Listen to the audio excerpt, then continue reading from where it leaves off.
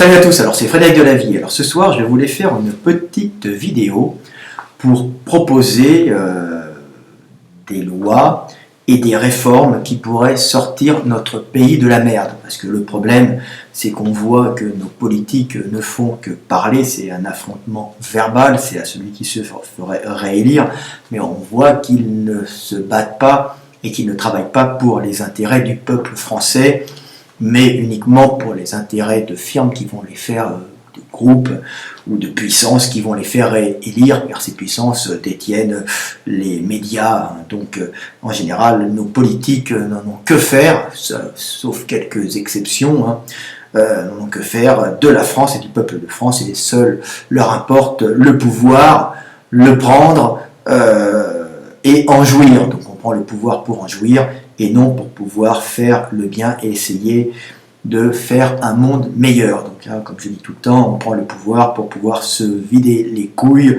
dans une actrice ou un top modèle chanteuse. Alors c'est toujours un peu triste, ça leur donne un sentiment d'immortalité, de puissance pour se faire tenir les portes. Donc on rentre en politique, comme je le dis tout le temps, peut-être des fois quand on est jeune par conviction, mais on y reste pour l'argent et les avantages énormes que la carrière politique donne. Une carrière politique qui de plus coupe l'homme politique de la réalité du terrain, car en étant politique, il ne vit que de la politique et il ne connaît pas le terrain des hommes. Donc normalement, un homme qui devrait aller en politique devrait avoir fait ses preuves dans la vie civile. Il devrait être un homme avant tout, un homme qui a vécu les échecs d'hommes, les réussites d'hommes, qui étaient confrontés justement à la vie entre les hommes, et pas uniquement un homme qui a évolué dans le milieu très fermé de la politique, coupé du monde, qui est une espèce de microcosme où on est protégé, où on se bat évidemment entre partis pour les avantages du pouvoir. Donc les avantages du pouvoir, c'est jouir de pouvoir utiliser la taxe pour soi, pour soi-même.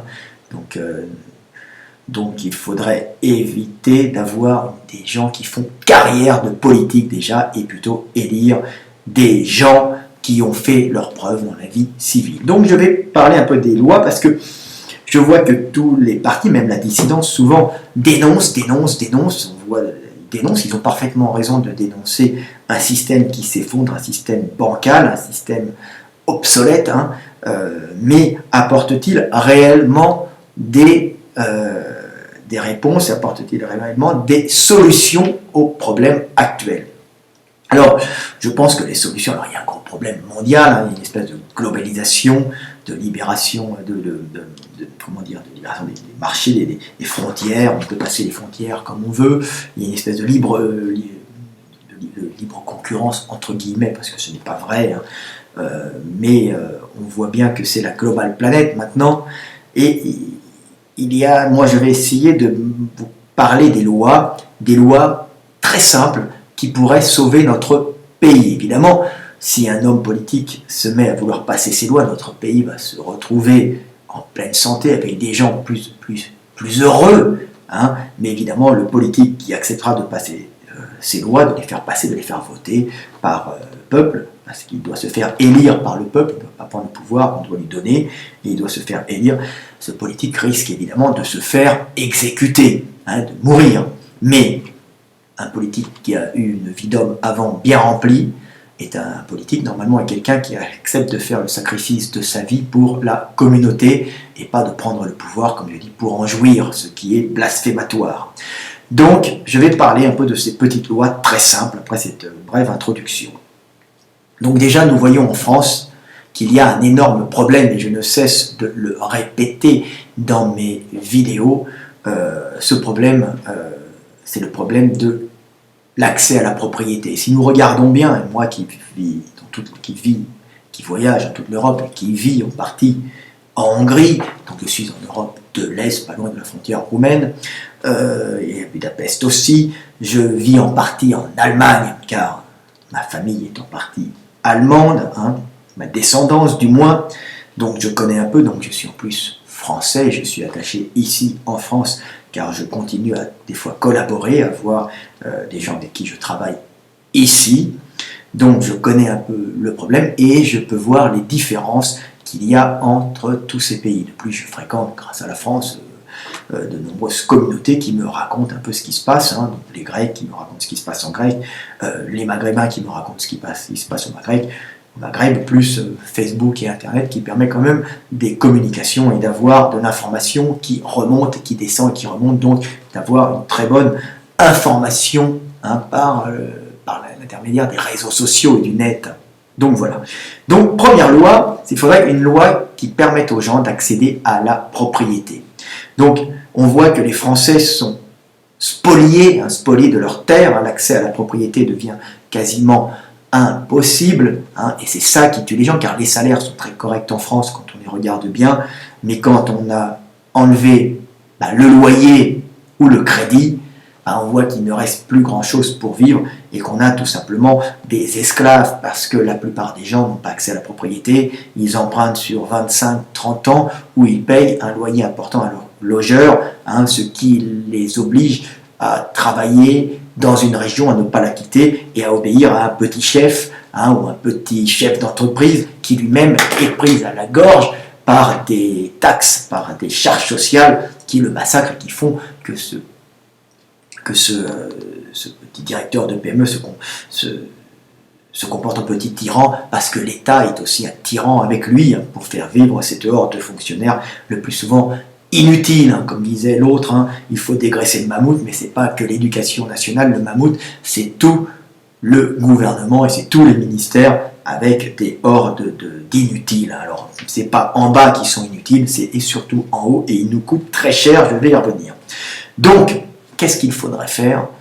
Il faudrait tout simplement faciliter l'accès à la propriété aux gens. Hein. Alors comment ça? Tout simplement en limitant l'accès à la propriété. Ça veut dire que pourquoi? Parce qu'il ne faut pas que les gens, il faut moraliser les hommes quand ils n'arrivent plus à se retenir. Le monde n'est pas fait pour être possédé. Hein. Le monde est fait pour que s'épanouisse l'esprit, pour que nous puissions y vivre et pour que nous puissions vivre la relation à l'autre, pour que l'homme puisse avoir une famille, des enfants, s'y épanouir et y connaissent l'amour et la relation à l'autre. Donc si tu veux posséder le monde, tu es dans le satanisme, mon frère. Donc qu'est-ce qu'il faut faire? Il faut empêcher, hein, de posséder trop de choses. Hein. Alors l'outil de travail doit être la possession des gens. Les gens doivent posséder leur outil de travail, hein. C'est quelque chose qui est bien, il ne doit pas être surtaxé, hein. Un chauffeur de taxi ne doit pas se payer 200 000 euros ou même 250 000 euros une licence, c'est une aberration, c'est une honte, hein. Mais par contre, l'outil de travail, monsieur qui a un hôtel doit posséder son hôtel, c'est son outil de travail, il n'y a pas de problème, c'est un outil de travail. Ce qu'il ne faut pas posséder, c'est les logements et c'est les endroits où vivent les gens, car vous allez faire un pays d'esclaves à force de tout posséder. Alors des gens qui, par le biais de SCI ou de sociétés, possèdent des appartements, beaucoup d'appartements, c'est quelque chose qui n'est pas bien. Donc qu'est-ce qu'il faut faire? Une loi très simple, empêcher la possession de plus de 3 appartements par personne, qu'importe la taille. Alors cette loi peut dire, mais monsieur, vous êtes dans le communisme? Absolument pas, je ne suis pas dans le communisme, je ne suis pas dans le socialisme, dans ce cas-là je suis nationaliste aussi, hein. Mais il faudrait interdire la possession de plus de 3 appartements par personne, ce qui fait par couple 6, hein, et puis vous pouvez après acheter des appartements à des enfants, ce qui permet de faire de la mobilité sociale en pouvant assurer sa retraite grâce par exemple à l'allocation de 2 appartements sur 3 si vous êtes célibataire, ou de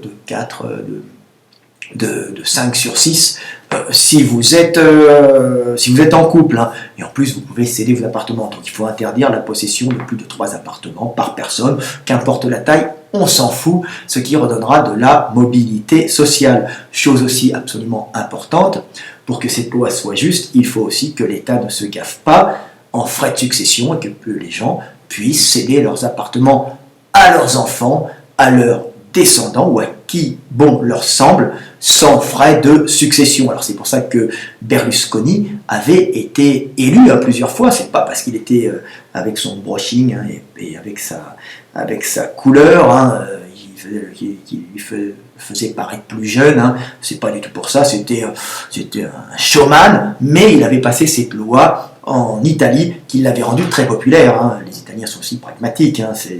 Donc qu'est-ce qu'il faut faire? Enlever les frais de succession pour que les gens puissent passer leur petit patrimoine à leurs enfants et laisser leurs enfants pouvoir survivre dans l'existence en partant avec un bon départ, avec un petit appartement pour qu'ils puissent se consacrer uniquement à leur travail et pas vivre comme des pauvres types, à être obligés de faire un loyer ou de vivre dans 14 mètres carrés parce qu'ils n'ont pas d'argent, parce qu'ils ne peuvent pas payer se payer un appartement et faire une nation d'esclaves. Je dis bien on est une nation d'esclaves, car un peuple qui travaille sans posséder réellement son logement, c'est un peuple d'esclaves, au mieux un peuple de serfs. Hein. Donc c'est une honte, car n'oubliez pas que quand vous payez un loyer ou quand vous payez un crédit, vous n'êtes pas propriétaire, parce que le premier, c'est votre logeur qui est propriétaire, le second, c'est jusqu'au dernier franc que vous aurez mis dans votre crédit, c'est encore la banque qui est propriétaire de votre appartement, ne l'oubliez pas.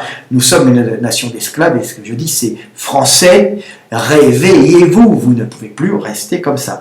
Donc ça, c'est la première loi. Mais cette loi, pour être encore plus efficace, qu'est-ce qu'il faut faire? Il faut tout simplement empêcher notre pays d'être spolié, que des gens viennent prendre possession de notre pays. Alors qu'un Chinois achète des vignobles, on n'en a que foutre, c'est bien, il va à peu près faire fonctionner le pays, il aime ce pays, mais que des étrangers, des fonds de pension ou des banques possèdent des rues entières d'appartements et des appartements, messieurs, ça devrait être interdit. Donc, on devrait passer une loi qui interdit les personnes non physiques de posséder des appartements. Et à ce moment-là, qu'est-ce qui se passera? Ces appartements, on ne va pas vous les voler, bien sûr, on n'est pas des communistes primaires, on ne va pas faire comme à l'époque des soviets où on dégageait les gens des appartements pour mettre des riches qui possédaient leurs appartements dans Moscou ou Saint-Pétersbourg, pour faire des appartements collectifs avec plusieurs familles. On ne va pas faire ça, on va tout simplement mettre vos appartements en vente aux enchères et vous récupérerez l'argent. Alors ce système, qu'est-ce que ça va faire?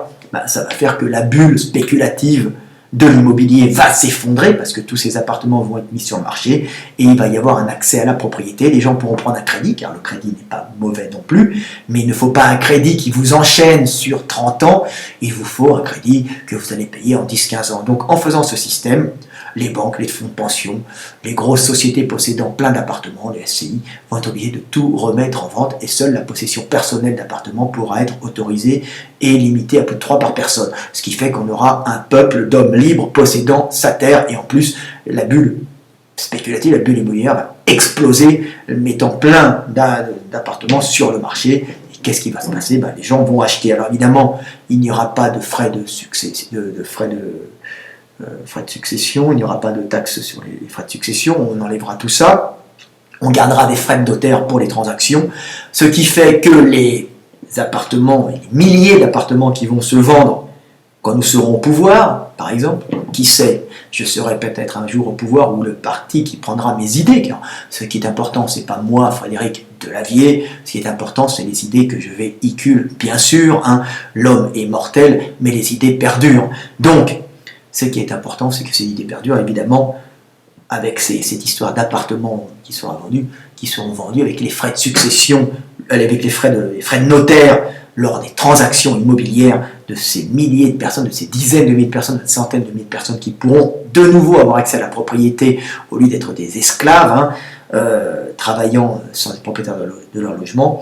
Toutes ces taxes, ces frais de notaire rentreront dans l'escarcelle de l'État, permettant à l'État de se revigorer et de repartir avec des bases neuves et d'avoir pas mal d'argent pour moderniser le pays, rembourser une dette, hypothétique ou pas, et faire marcher les hôpitaux, les routes, les services sociaux et tout ce que vous voulez. Donc c'est très très très bien, ma loi sera formidable. Si vous l'écoutez, vous êtes sauvés. Bien sûr, la personne qui va la faire passer risque de mourir, c'est évident. Mais un homme politique, c'est avant tout quelqu'un qui se sacrifie pour le peuple, L'idéal, c'est qu'il ne meure pas, mais ça part d'un sacrifice. J'ai eu une vie d'homme, j'ai une vie pour les autres maintenant, à partir d'un certain âge. Donc voilà. Donc cette loi peut être très bien. Ce qu'il faut encore, c'est pour garder de la mobilité sociale, donc interdire les personnes non physiques de posséder des appartements, hormis les villes, les collectivités locales, pour générer des zones de logement, par exemple HLM, dans certaines zones qu'on veut industrialiser,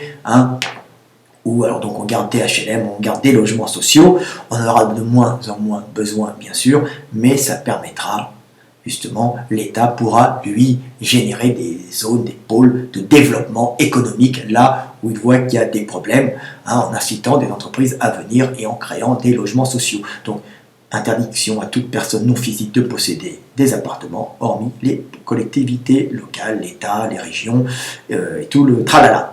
Donc voilà, ça c'est une loi, la loi numéro 1 qui va changer la vie. Vous savez, on peut changer les choses avec des petites lois, c'est pas forcément en coupant les têtes. Sachez-le, couper les têtes, c'est pas ça qui résout les problèmes, c'est surtout ce qui vient après, ce qui vient en évitant le coupage de loi de tête, c'est-à-dire en changeant les lois. C'est une réforme législative qui sauve les mondes. Donc voilà. Donc si on fait ça, on est sauvé. Donc, qu'est-ce qu'il faut faire encore pour sauver l'État, sauver la France? Pour avoir une nation d'hommes libres, une nation égaux entre eux, et pas un pays de caste. Alors je dis, j'ai tout le temps dit dans mes vidéos que la France est un pays de caste, mais je ne vais pas revenir sur le problème profond de la France qui est sa structure sociale, j'en ai parlé dans d'autres vidéos. Là je parle des solutions pour sauver la France. Donc une autre solution pour sauver la France, c'est en faire un pays qui sera libre, et un pays d'hommes libres, un pays d'hommes fiers. Il faut que les hommes puissent de nouveau reprendre la direction de leur pays et puissent enfin élire des partis politiques qui leur proposeront des lois, des changements législatifs, qui leur proposeront une direction, c'est ça le rôle des élections, mais ça va être le peuple qui devra voter les lois que lui propose ce parti qui leur a mis au pouvoir. Et comment votera-t-il le loi? Parce qu'en général, ce sont des sénateurs et des députés. C'est le scandale, j'ai dit tout le temps, le scandale des sénateurs et des députés qui sont des professionnels de la politique, ces gens qui vérifient la possibilité des lois, qui vérifient les lois, qui les votent, la conformité des lois entre elles, sont tout simplement, excusez-moi de le dire, des escrocs surpayés qui émergent entre 10 et 20 000 euros par mois, sans compter, comme je dis toujours, leur chauffeur, le chauffage, les petits fours, le traiteur au Sénat ou au Parlement,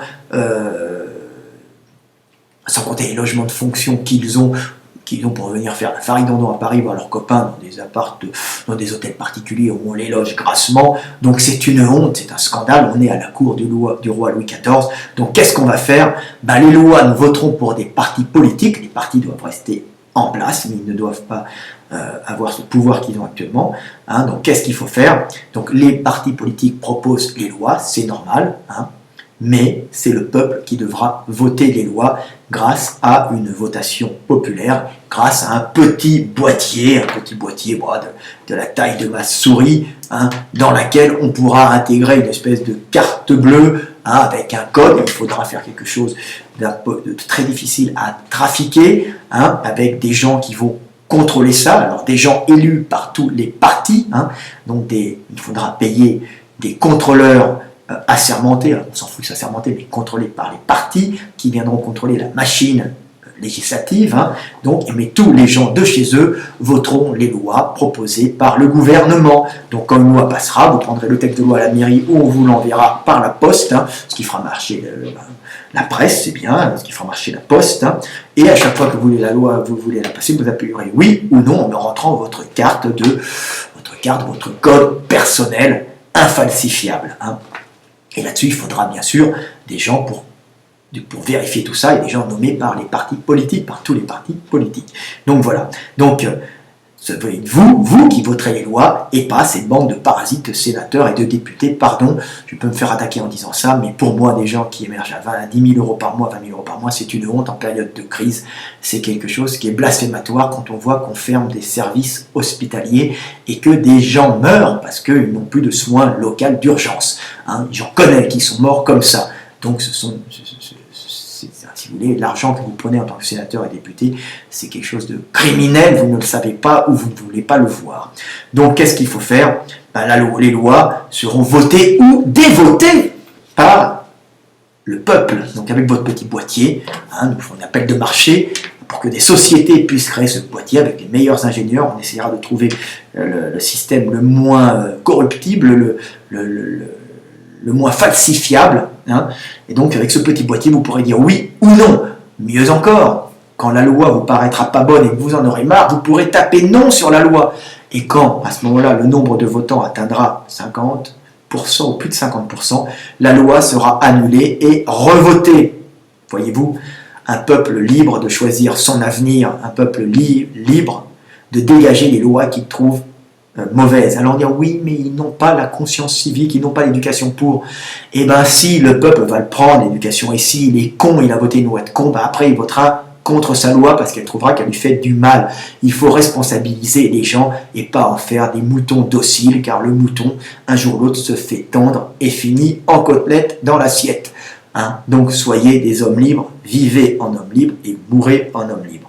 Donc voilà, ça c'est une seconde loi, c'est un second système que je ferai passer si jamais je suis au pouvoir ou si jamais il faut que ce système passe, si des gens prennent mes idées. Voilà, alors ce n'est pas de l'égocentrisme, ce n'est pas...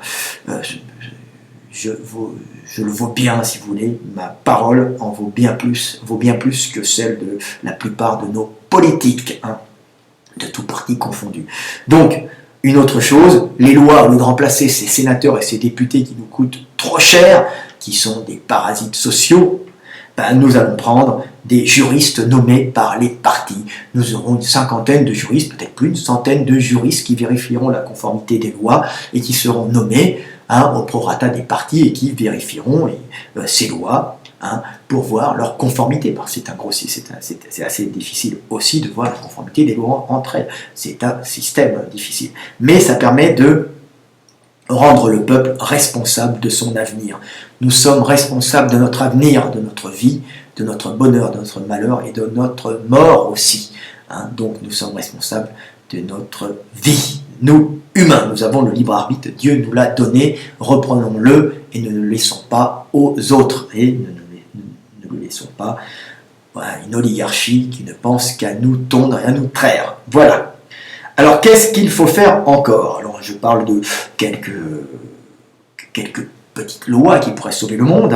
Alors, il faut conserver, alors je pense, il faudrait effectivement, moi j'étais à la base pas pour passer au franc, mais effectivement, en regardant bien, ce n'est pas mauvais de passer au franc, ou passer à une nouvelle monnaie. C'est-à-dire que chaque peuple, chaque pays devrait battre sa monnaie s'il le désire. Alors certains pourront rester dans l'euro, dans un espace de monnaie unique si ça les arrange, mais d'autres pourront repasser à une monnaie, ce qui leur permettra de rebattre leur monnaie. Et attention, aucun organisme autre que l'État ne pourra battre la monnaie, ce qui permettra à l'État d'être libre et de ne plus demander à d'autres personnes de battre la monnaie. Donc il faut que les États soient responsables de leur monnaie. Ce qui ne veut pas dire qu'il ne faut pas conserver la libre circulation des hommes et cette Europe sans frontières, bien sûr.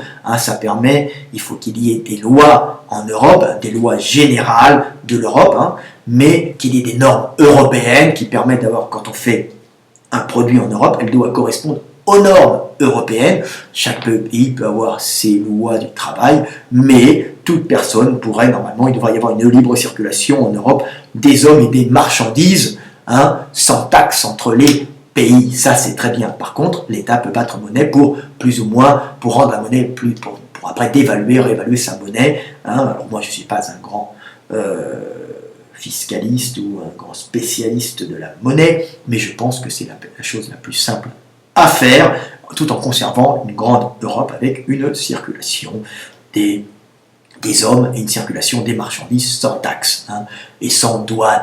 Ça c'est parfait, ça permet de travailler, d'être mobile et de faire une grande Europe, mais avec ses pays propres et ses lois propres, c'est sa moralité propre en fonction des pays. Alors ça, ça serait, alors beaucoup de gens en parlent, mais ça serait bien. Mais conserver cette Europe, une Europe générale, les normes européennes, pour l'acheminement des matières premières, c'est important aussi, et c'est important de conserver tout de même une libre circulation des hommes et des marchandises, comme je dis, mais chacun peut battre monnaie, mais ne pas faire battre monnaie par un organisme indépendant.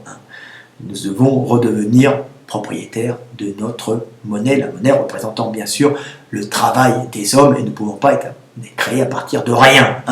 Autrement, c'est du blasphème, c'est remplacer Dieu. Il n'y a que Dieu qui crée le monde à partir de rien.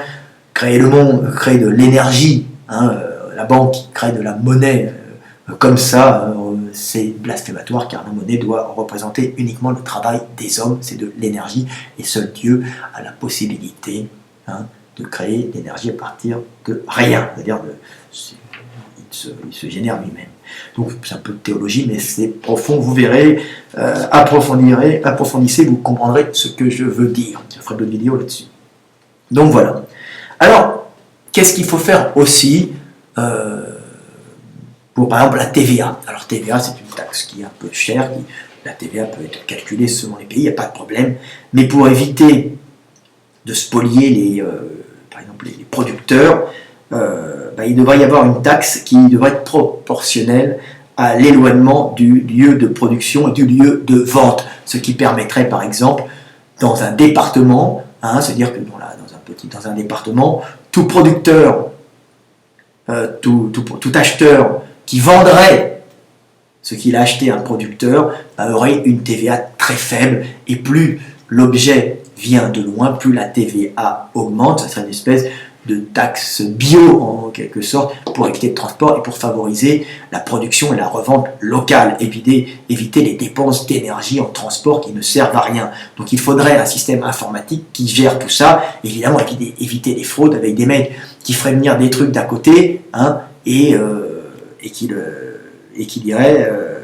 ferait venir des trucs de loin et qui dit que ça vient à côté. Donc il faudrait une grosse surveillance, mais il faudrait une espèce de taxe, hein, une taxe qui permettrait, maintenant avec l'informatique c'est possible, qui permettrait d'avoir le lieu, plus que le département, quelque chose qui est encore mieux, on mettrait par exemple, la taxe augmenterait en fonction des kilométrages par rapport à la vente du produit, hein, le kilométrage à distance, hein, donc la taxe augmenterait sur TVA, serait proportionnelle au kilométrage qu'il y a entre le lieu de production et le lieu de vente. Ça serait une taxe écolo, hein, comme Madame, comment s'appelle, l'ancienne femme à Hollande, c'est vrai, contente. Hein, je ne me souviens plus comment elle s'appelle, les noms des politiques ne m'intéressent pas. Donc voilà, un système de taxe TVA très intéressant qui permettrait d'aider les gens de la région, hein, c'est-à-dire que les producteurs, par exemple, pourraient vendre directement avec très peu de taxes leurs produits dans les supermarchés, ce qui permettrait aux supermarchés de faire marcher le tourisme, la production locale sans avoir à payer les transporteurs. Donc il faut être civique, être moral et penser à l'avenir, aux générations futures, comme disent les bobos. Hein. Bon, ce qui est un terme qui fait bien, mais en vérité, il faut penser à ne pas polluer excessivement et ne pas dépenser d'énergie là où on n'a pas besoin d'en dépenser. Hein, voilà. Donc, qu'est-ce qu'il faudrait faire encore? Tiens, pour nos politiques, il faudrait déjà interdire le cumul des mandats, hein, parce que c'est une honte. Hein, et puis, on a une grosse dépense inutile au gouvernement. Il faudrait interdire le cumul des mandats. Et il faudrait limiter la retraite des fonctionnaires, de tous les fonctionnaires, à 3 000 € par mois. Quand on voit à quel point se gave un président ou un ministre, hein, qui est ministre pas longtemps et après qui touche une retraite faramineuse, hein, c'est une perte brute pour notre pays. Ça pourrait aller à la construction d'autoroutes, à la rénovation d'hôpitaux, à la construction de blocs opératoires, aussi à l'achat de camions de pompiers qui peuvent sauver des vies ou empêcher des portions de forêt de brûler ou des maisons de brûler. Hein. Donc il faudrait justement limiter la retraite des fonctionnaires à 3 000 € par mois pour nos ministres et pour tout le monde d'ailleurs. Hein. Puis interdire le cumul des mandats, hein, qui permet aux gens de se gaver, comme ça on ne rentre plus en politique pour l'argent, on va y rentrer par conviction réelle et pour changer le monde. Hein. Alors bien sûr, il faudrait que les salaires soient corrects. Hein. On pourrait évidemment, un président de la République pourrait être à 6 000 € par mois. Normalement, ça va, c'est bon. Tu ne vas pas crever avec 6 000 € par mois. Tu as des aides, tu as une sécurité, mais c'est bon. Donc voilà. De plus, qu'est-ce qu'il faudrait faire? Il faudrait tout simplement, pour économiser, enlever toutes les protections pour les anciens ministres, les anciens présidents et tout ça qui n'ont pas besoin de protection, ils ne sont plus en fonction. S'ils ont fait des bêtises, tant pis. S'ils sont menacés, tant pis. Un homme politique, c'est quelqu'un qui est prêt à se sacrifier. Donc on rentre en politique, hein, par conviction et on enlève ces protections qu'on donne aux anciens président, ça n'a aucune importance. Hein, donc plus de protection pour les anciens ministres et les anciens présidents, ça nous coûte trop cher. Hein, alors c'est une honte. Alors je crois même qu'ils ont des voitures de fonction, ils ont plusieurs personnes qui gardent.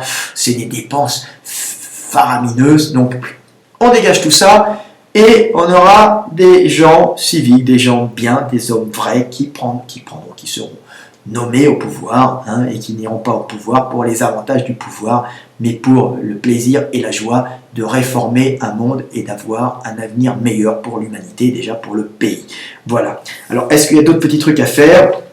Alors oui, il y avait un truc que je voulais faire aussi, hein, pour faciliter l'accès à l'instruction, hein, de nos jeunes. Alors, il y a plein de lois, là, je vous en passe quelques-unes, hein, je ne vais pas parler pendant des heures, mais pour les écoles, par exemple, les grandes écoles, même les écoles d'État, hein, par exemple pour les grandes écoles d'État, c'est assez honteux de voir qu'elles sont souvent dans des zones comme Paris ou ailleurs. Hein. Donc il y a un système où pour pouvoir déjà accéder à ces écoles, il faut faire des prépas qui coûtent cher. Hein. Donc, et en plus, après, il faut pouvoir se loger dans ces écoles. Donc c'est très difficile pour quelqu'un de pauvre. Et comment voulez-vous que quelqu'un qui est pauvre, qui vient d'un milieu modeste, hein, comment voulez-vous qu'il réussisse ses études, même s'il il a reçu son examen d'ingénieur, hein, d'école d'État, hein, s'il doit ensuite payer un appartement très cher dans Paris, il ne pourra pas, donc il est obligé de se payer les transports en commun et d'aller vivre en banlieue, ce qui est parfaitement impossible avec le travail dans une grande école qui demande quasiment un temps plein à étudier des notions complexes pour devenir performant sur le marché du travail. Donc qu'est-ce qu'on va faire pour pouvoir égaliser tout ça? Tout simplement, les grandes écoles d'État, comme ça a été fait à Polytechnique, on les balance où?